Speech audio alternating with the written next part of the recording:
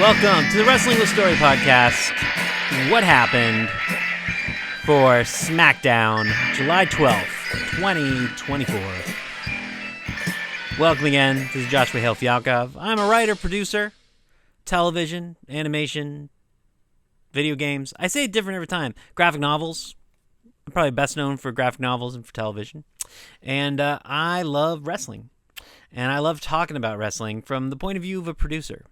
And I do that on YouTube at youtube.com/@symbol. It's very confusing. You know what I'm gonna do? I'm gonna probably put a graphic like on the screen if you're looking, or if you're just listening, it'll be in the show notes. But it's you go to at Wrestling with Story. I'm also on Instagram at Wrestling with Story, and over on Twitch at Wrestling with Story. I live stream on Mondays, Wednesdays, and Fridays for Raw, Dynamite, and Smackdown. And you can also follow me on Twitter at Josh Fialkov. And I do all those things talking about wrestling. Because why not? Because I love it is why. That's why I do it, because it makes me happy. And it would be great for you guys to go and support me. So please, if you're enjoying this and you're having fun, hit subscribe and be a pal. So yeah, let's get into Smackdown for Friday, July 12th. Listen, guys, maybe that's because this week has been sort of a spoil of riches, but this was not a great episode of Smackdown. I, for one, was like... the parts were not better than the whole. I think there were a lot of really interesting little bits. There was a lot of good stuff sort of peppered throughout. But considering like what bangers every SmackDown has been for the past like month, this one was a real letdown. It's a real bummer, actually. I really, I think that like, to some degree, there's a little bit of like an overwhelm, right? Like they have been so busy just pumping story through with the Bloodline stuff, that everything else has kind of suffered for it. And this episode was really about everything but the Bloodline. There was really only one Bloodline segment. And what it really exposed, to me at least, was how much work everything else needs. Because there just isn't a lot of focus on it.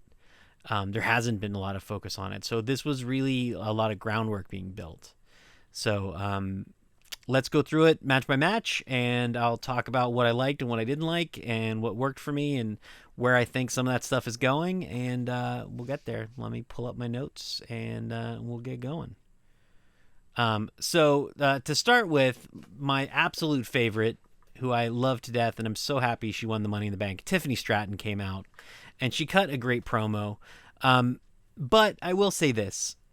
As much as I love Tiffany Stratton, as she's cutting this promo, it is abundantly clear that she's still very green. She's good. She's really good. But she's not there yet. And I think, whenever she comes out and talks, I think it always feels a little bit like she's stumbling a little bit. She's trying a little bit too much. Like the character is still on top of her. The character is not her. And I think when you're doing an extreme character like that, I think that's hard to pull off. And I think that's probably why, right? Like the character is I would guess to some degree, just having watched her social media and everything, like the character is certainly like a version of her, but it is such an extreme cartoon version of her that it just doesn't feel grounded and it doesn't feel natural. And I think because of that, cutting a promo like that, you can sort of like do a bit of it and it works, but the longer she goes, the more she sort of falls out of the reality and it starts to fall apart. So I think, it needed work, and, it didn't get the reaction that it should have gotten from the crowd. Bayley interrupted her in the middle. She was essentially calling Bayley out. Bayley comes out to, ask her, to challenge her and threaten her and tell her that, she's not the wussy Bayley of, the hugs and friendship Bayley. She's a whole different Bayley. She didn't really express how she's different. I suppose just because time has passed and she's, tough now. But like, do I buy that? I don't know. Like Bayley at the same time, it's interesting because she's so, like, when you watch the PLEs and you see her overseas, she is so over. And I don't know if it was just because the crowd was weird or what it was, but like she didn't feel over. She didn't feel like she didn't have the crowd in the palm of her hand. I think some of it again was that there was like an awkwardness between her and Stratton. Like I feel like the promo just wasn't flowing naturally. But then that got interrupted by Nia Jax, who came out and went after her and pointed out, Bayley was trying to point out that, now because Tiffany Stratton and Nia Jax are a little bizarrely aligned with each other, how that now if Nia Jax were to win the championship at Queen of the Ring at the SummerSlam match, she has the title match because she won Queen of the Ring, if you'll remember. That if she wins the title, then Tiffany Stratton would have to use the Money in the Bank briefcase on her. And what would that do to their friendship? And how is that going to work? And blah, blah, blah, blah, blah, blah, blah, blah. And Nia Jax just sort of shuts it down and like, no, that's not how this is going to work. Nia Jax is fascinating to me for a bunch of reasons. And I think like because we see her she's going to have a match. She has a match tonight with Michin. And so I think, when you see her in the ring, what's problematic about her is she's so much bigger and so much tougher than every other woman on the roster. I think the one exception is probably Jade Cargill. But whenever you put her against anybody else, like it's just absurd. Like nobody else looks plausible against her. And then I think when you have her cut promos, her promos are just not... She's like a little savage. She's a little Mean Girls, but like... It doesn't quite capture who she is. I would love... the thing I always think when I watch her is she's a member of the Bloodline. Because she is, right? Like, she's part of the family. She should be with the Bloodline. Like, number one, it would be nice for the Bloodline to have a female member. Number two, she should behave like them. She should be no nonsense. She should be no bullshit. She should be just destroying people left and right. And she should be a threat that everyone has to, like, team up against. And have this feeling of, like... we have to do something to stop her. And I think if they played her more like that, instead of sort of being catty and like they play her like this, almost like a Valley Girl. It's very strange. It's a strange take and I'm not wild about it. Anyways, that segment gets interrupted by Michin, who jumps out and takes Nia Jax out with a kendo stick and then goes into a match. Again, the match was good. Michin is good and she's plausible, and like for somebody who's that much bigger than her, like you almost buy the match. But it's a hard sell, like it's. I always think about it in terms of like of watching like a good action movie. And like, yes, you want your hero to be fighting against an indomitable force, right? Like someone who's just unconquerable. Like that's just good storytelling, right? Like you want that. However, when she's always going to win because she should, that hurts the story. And when you don't have anybody plausible to fight against her, I don't know what you get out of it.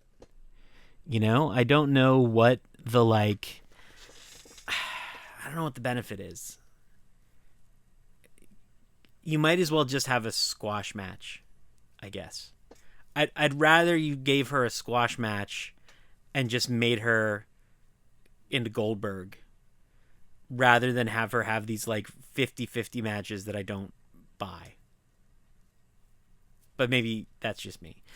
They gave between the opening segment and the match, it was like 2 commercial breaks. So I mean 3 segments went to this match. And it wasn't a bad match. It wasn't a great match, but it wasn't a bad match. And again, like not to like harp on it, but when you compare it to the match that we saw on Dynamite between Willow Nightingale and Mariah May, I mean, there's no comparison at all. It's ridiculous. Yeah, not great. So like it was fine. It was fine. Then we went backstage and got my other favorite of the night. Chelsea Green was waiting to talk to Nick Aldis, and she is just being delightful. I think ultimately it was a mistake not giving Chelsea Green the briefcase. I think what they could have done with Chelsea Green in terms of giving her bits and business and just something that flowed through the course of not just an episode, but through a year of the show with that briefcase would have been so valuable. And it would have given not just her a shot in the arm, but it would have given, you know, the story and the like the women's division in general. And I'll talk about this, you know, in a little bit. But it would give an overarching narrative to the women's division that I think it's lacking right now. And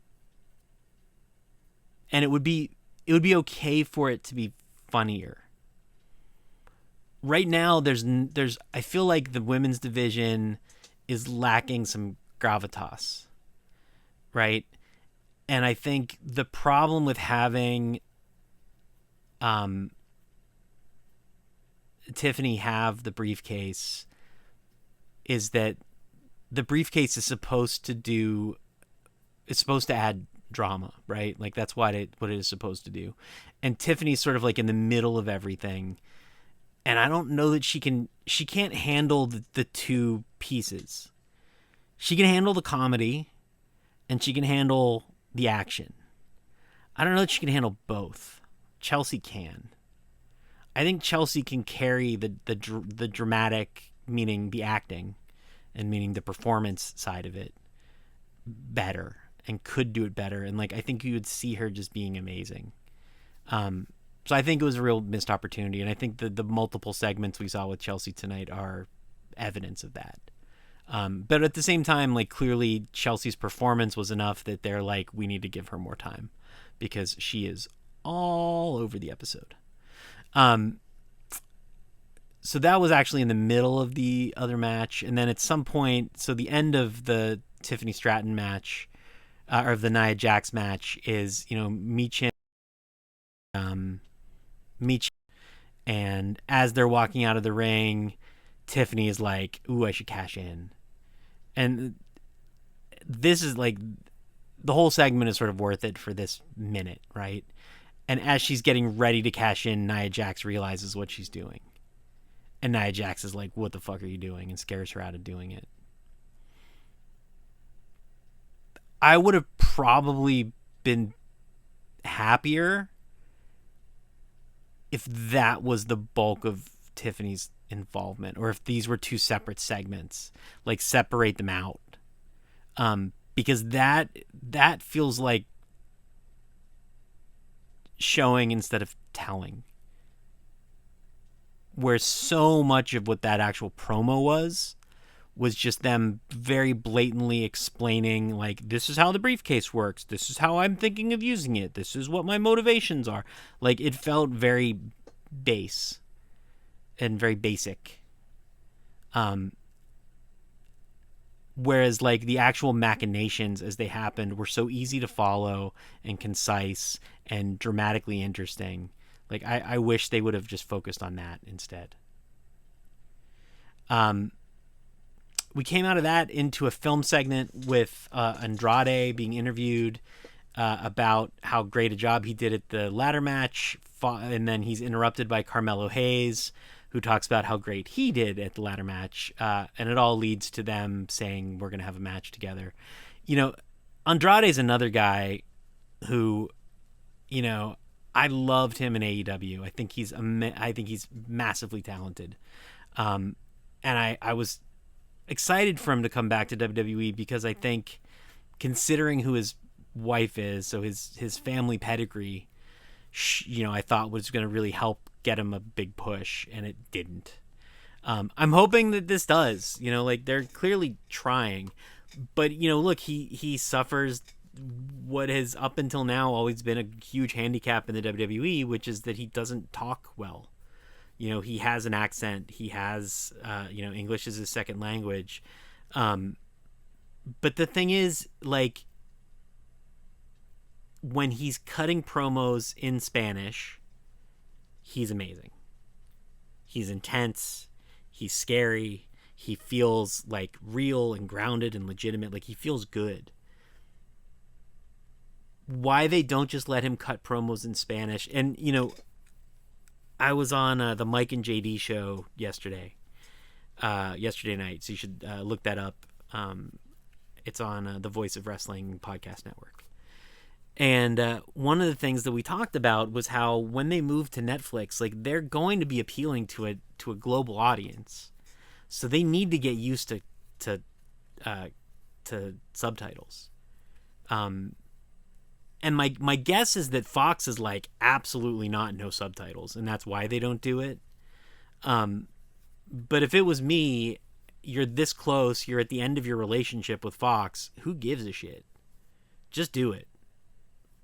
You know? Ask for forgiveness, not permission. And just do it with him, with subtitles. There has to be, I'm not sure offhand, I can't picture who it would be offhand, but I'm sure there's somebody backstage who can interview him in Spanish. Like, you just do the segment and let him do it in Spanish. Be international. You know, with Stephanie Vacour coming, who also doesn't speak English, just let it be in their native tongue. You know, with Shinsuke Nakamura, I think they kind of got away with having him do it. It felt like the reason why they could get away with doing it on USA with him is because they did all the, like, anime shit around the captions, right? Around the subtitles. But I think, like, that stuff really worked. I mean, they didn't double down on it. And again, I'm guessing that's because they were told stop doing subtitles. But as we go into this new era where subtitles shouldn't be a big deal anymore, they should be okay, I would argue, like, it's time to start, like, stop letting the language barrier be a language barrier, because it's not fair. And I don't mean, by the way, I don't mean it's not fair to the talent. I mean it's not fair to the audience, because we're missing out on incredibly talented people for a ridiculous reason. We live in an age of international culture. You know, I'm reminded, I'm getting off topic, but I'll stay with me here. When I was in my 20s, I ran a movie theater in Boston, and I ran, it was a Landmark theater. So Landmark, if you guys don't know, Landmark is the theater chain that is like all indie movies. Mark Cuban owns them now. And when we were showing Life is Beautiful, the Roberto Benigni movie that won the Oscar, it's in Italian. And people would come to the movie and they would walk out, like, en masse because it was subtitled. And, like, this is a beautiful, amazing movie. I mean, it's a Holocaust movie, for God's sake. And, like, won an Academy Award. He won an Academy Award for Best Actor, which, you know, which for somebody not speaking English is a huge deal. You know, like, the movie's incredible and moving and heartbreaking, and just, it's a masterpiece. And people would walk out because, you know, I didn't come here to read, is what they would say. But that was 25 years ago now, almost. Yeah, 25 years ago about. The world has changed drastically. K-dramas are popular now. People watch K-dramas. And like K-dramas are not, an art film that people are going out of their way to go and see. K-dramas are like background noise that you watch, and people go out and people watch them and they love them. People are used to subtitles. Just give into it, guys. Just let them do it. Be the World Wrestling Entertainment Company. I was going to say Federation. We're not allowed to say that anymore. Following that, we had a match between Baron Corbin, Apollo Crews as one side, and Legado Fantasma on the other. Oof.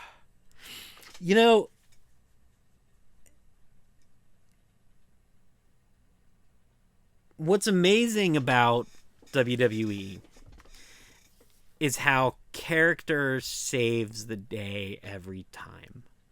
So, like, when you have well fleshed out characters, you can skate by on mediocre wrestling because the story is what's driving it. When you have virtually no character, it's hard to do. And these are four guys with no character. Baron Corbin, they don't know what they're doing with them. Apollo Crews, who knows what they're doing with them. And then, Santos Escobar has a character, but the other Legado Fantasma guys, are just the other guys in Legado Fantasma. And they're really good. They're very good wrestlers, but without any sort of and there is a story in that these guys have been, I guess, feuding for some reason, right? But I don't know who the characters are. So the fact that they're feuding and why they're feuding and what the feud means and what they want is missing means this is a placeholder. This was just biding time in the middle of the episode. And I don't get why. I don't get why we're doing this. Let this, pick one of these four men and let the match inform the character of one of them. Baron Corbin can be extremely charismatic. He can be extremely charming. And he can be a character because he's done it before. But I don't think they know what that is. And, even if he was just doing what he was doing at the end of his run in NXT when he was partners with Braun Breaker, and maybe that is what they're doing, but it just doesn't feel the same because he doesn't have Braun Breaker to play off of. They haven't given him that partner. And I suppose that's what they're trying to do with Apollo Crews. But again, Apollo Crews feels like a blank slate too. What we know about Apollo Crews is he's been sitting on the bench for a year. That's essentially what we know about him. End of the match. And Legado from Fantasma gets the win. Yeah, it was a long one. It felt long. Then we went back to our delightful Chelsea runner, Chelsea and Piper Niven, sitting outside of Nick Aldis's door when Pretty Deadly, the incredible Pretty Deadly, show up. And they're there to talk to Nick Aldis about funding for Pretty Deadly the musical, which is a callback to what was going on back when they were in New York. Delightful. Short, to the point. From there, LA Knight storms out of the office. Everyone yas, because yeah. LA Knight tells them that Nick Aldis is going to come and get them any minute now.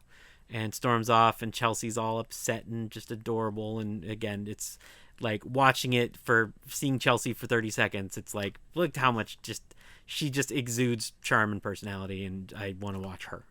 Put her on my TV. Just sit with her. That's all I want.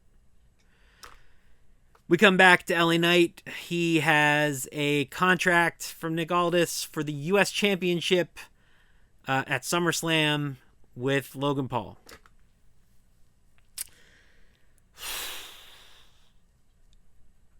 LA Knight, what are we doing with you, buddy? What are we doing with you? This feud needs to end. I'm assuming it's going to end at SummerSlam because Jesus Christ. The poor guy is working alone here and kind of has been the whole time. And I feel for him because it's like he's the guy that they keep giving him like the pushless push. They clearly are behind, like they clearly see his potential. They clearly see how much of a place he could have. But then they keep putting him in a position to do nothing. And putting him in a feud with Logan Paul, who is like, you know, the uber heel, but the guy's never there.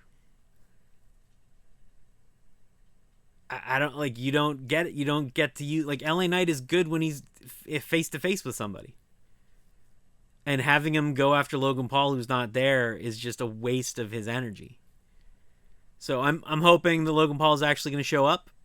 That would be fantastic. That would be a real change of pace, and it would be good for LA Knight.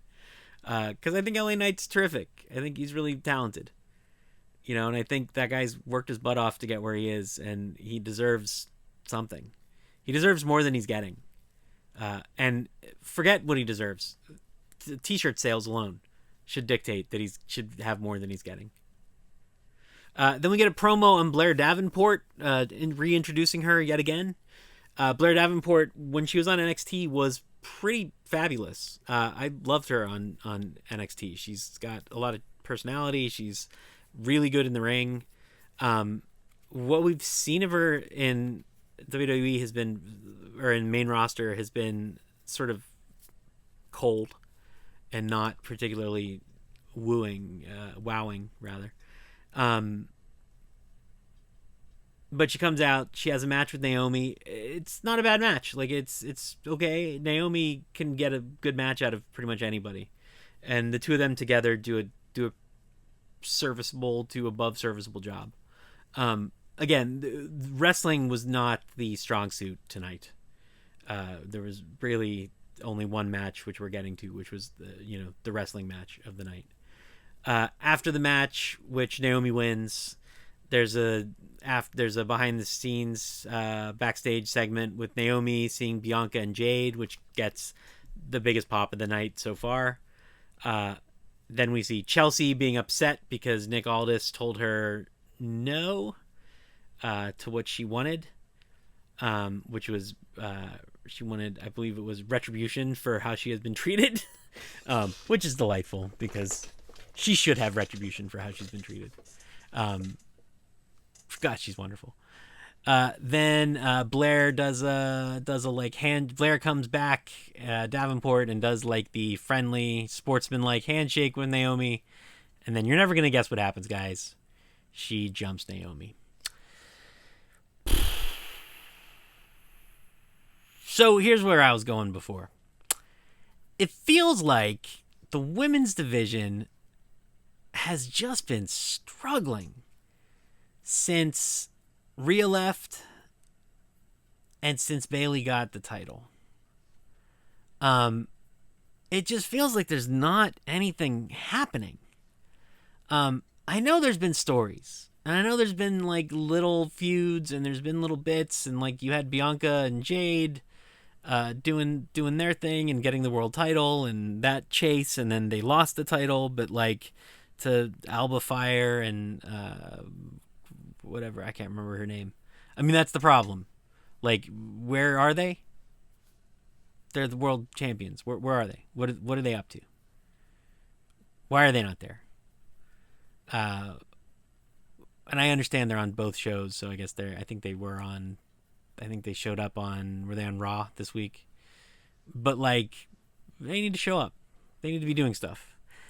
It feels like, and then the big women's wrestling story right now is WWE women's wrestling story right now is the Liv Morgan story. But here's the thing about that Liv Morgan story: until this week, that has been a has been a men's story, because that's a story about Dominic Mysterio.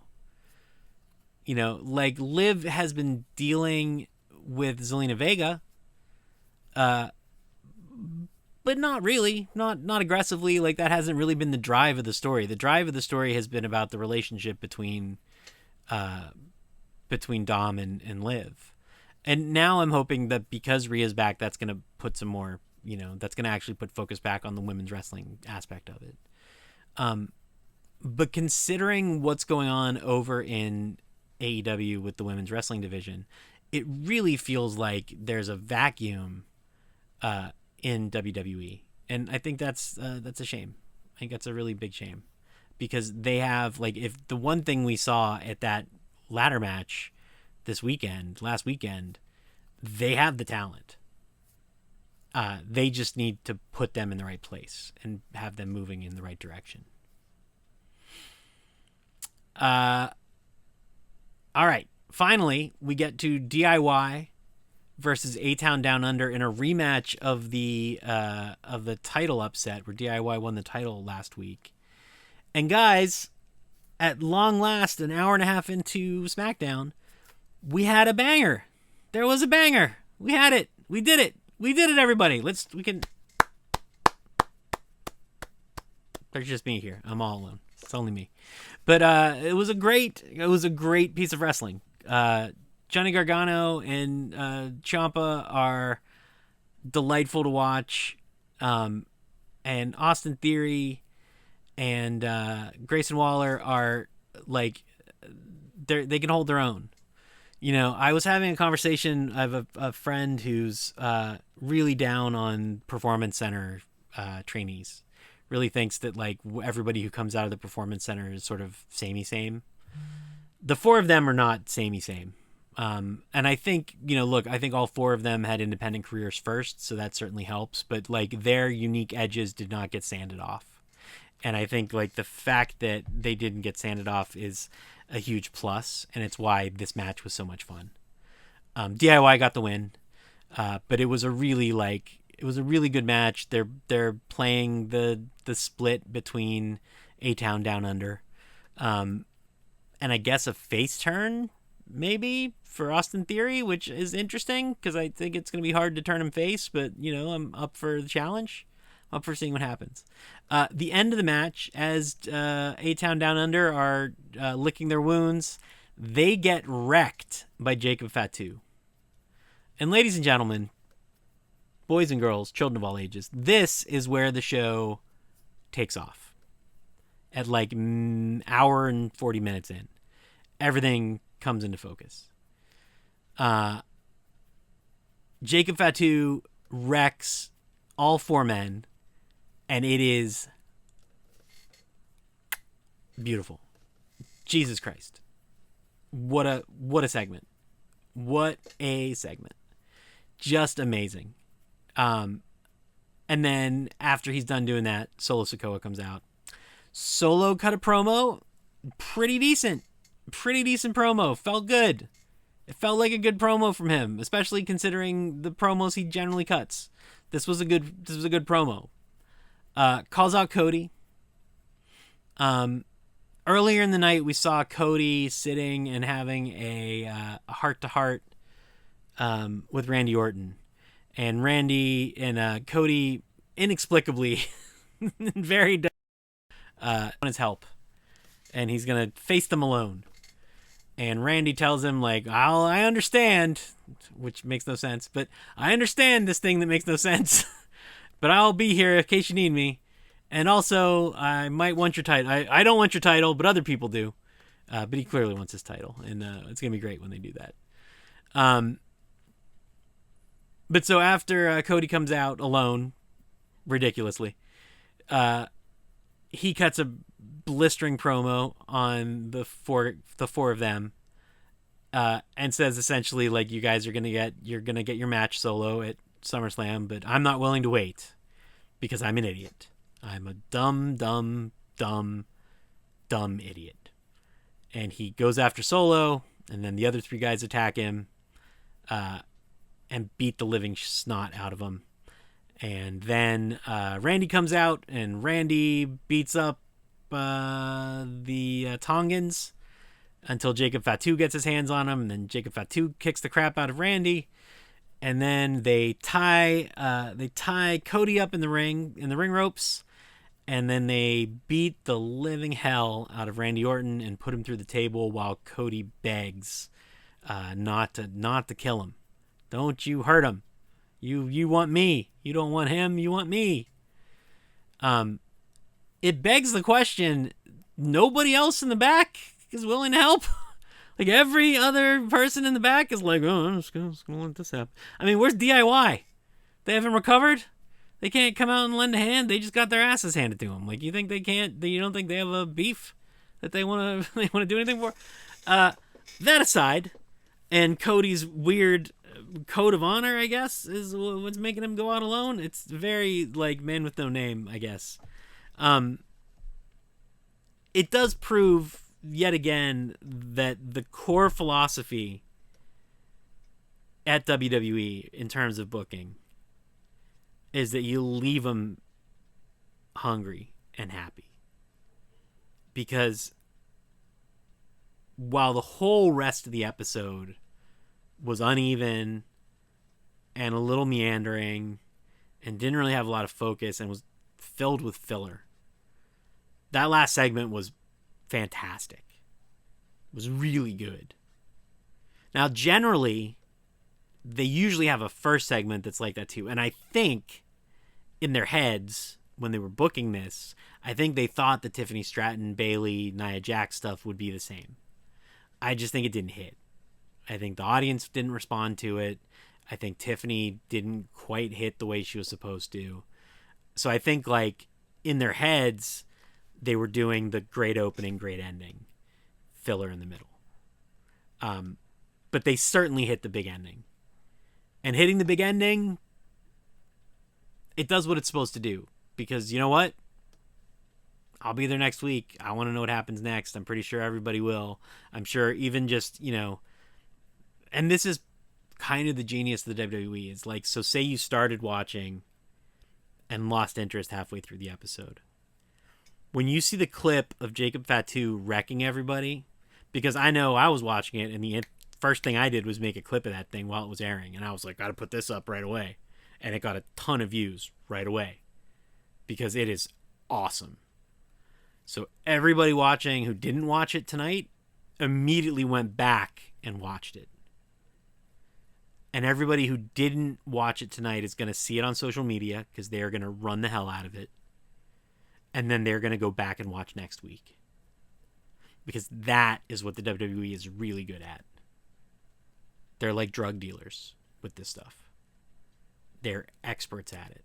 And it's part of what has helped them grow and continue to grow even as the cable market just continues to shrink. So yeah, like I said, overall, like, not a great episode of Smackdown, but you walk out with, it's like having a sundae at the end of a really crappy dinner at, a hometown buffet. Like, yeah, all the food was greasy and unsatisfying, but man, that soft serve, real good right at the end. And that's all we remember. And I think I feel like I've talked about this before. I think I've talked about it on the podcast. I know I've talked about it in other videos. It's one of those lessons that I think is like a hallmark lesson to take home in your own work as a writer and as a creative of any kind. Stick, especially in serialized storytelling.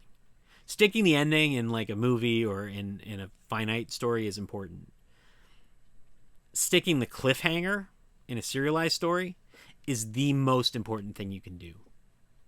If you can hit a good cliffhanger,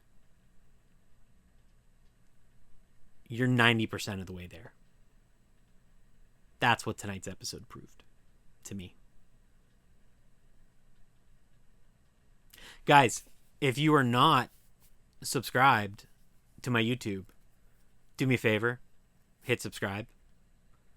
If you are interested in listening to this as a podcast, you can find it on Spotify. You can find it on iTunes.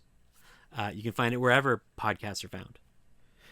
You could also follow me over on Instagram at Wrestling with Story. I'm also on YouTube at Wrestling with Story. We started a Discord, Wrestling with Story. If you search for Wrestling with Story on Discord, you'll find us, and you can join that, and you can ask me questions. You can talk about wrestling, obviously, and you can ask me questions about writing and storytelling. And in fact, I would love. I'm gonna start. I think I might start doing like an open like live stream, maybe on Instagram, maybe here on maybe on YouTube. I'm not sure where we just talk about writing, and you can ask questions and see what I can do to help and share some of my knowledge. So please join the Discord. It's Wrestling with Story. It's all Wrestling with Story, pretty much. I'm also over on Twitter at Josh Fialkov. You can follow me there. And I think that's everywhere you can follow me. If you want to help the podcast and the channel, the best thing you can do, you can like it. I mean, like it. Like, hey, I like it. But you can also hit like. You can hit share. You can comment. You can tell your friends about it and post about it. So please help us spread the word. We get some of our videos get, 10,000, 12,000, 15,000 views. Some of our videos get 12. So it's super helpful whenever you share us and let people see that you like it and that you enjoy it. The podcast audio version of this is really just starting out. And so we have 4 listeners. But if you enjoy listening to podcasts of me droning on about things, you should definitely subscribe to the podcast, because that's also a big help for us, and that's a great way for us to monetize. Do you like it when I say the word monetize? Because I know my wife does. So yeah, I would love to do this. As I always say, I would love to do this full time, because it is the most fun I've ever had doing anything in my whole life. And all of these ways are great ways for you to help support us. There is also a tip jar, which I will link to in the comments or in the description. And you can tip us however you'd like, which is greatly appreciated. So thank you guys so much for listening. It has been a blast. I will be back on Monday for Monday Night Raw. I also do live streams. I'm sorry, I should have said this. I also do live streams. We're trying them. I'm debating whether we're going to keep doing them or not. So if you would like to hear a live stream while I watch, which is usually really just me watching them and making comments that I end up restating when I do them on this podcast, but I would love to have more people come to the live streams. Those live streams, I'm on Twitch at Wrestling with Story, and also YouTube Live. And I have been doing it on Twitter, because Twitter seems to get the most views. So I also do it on Twitter at Josh Fialkov. So those are the 3 places if you want to live stream. And it looks like I've got everything set up now so that I can actually do the East Coast feeds. So I'll be doing the early shows of Raw and Smackdown. And then I always do the 5 o'clock show of Dynamite, no matter what. So thank you guys so much for listening. I appreciate it. This was a lot longer than I thought. I thought this was going to be a shorter one, but it ended up being a lot longer than I thought it was going to be. Thank you guys so much for listening. I really appreciate it. I hope you've enjoyed it. I hope you stick around. Please subscribe, and wrestling forever. Peace out.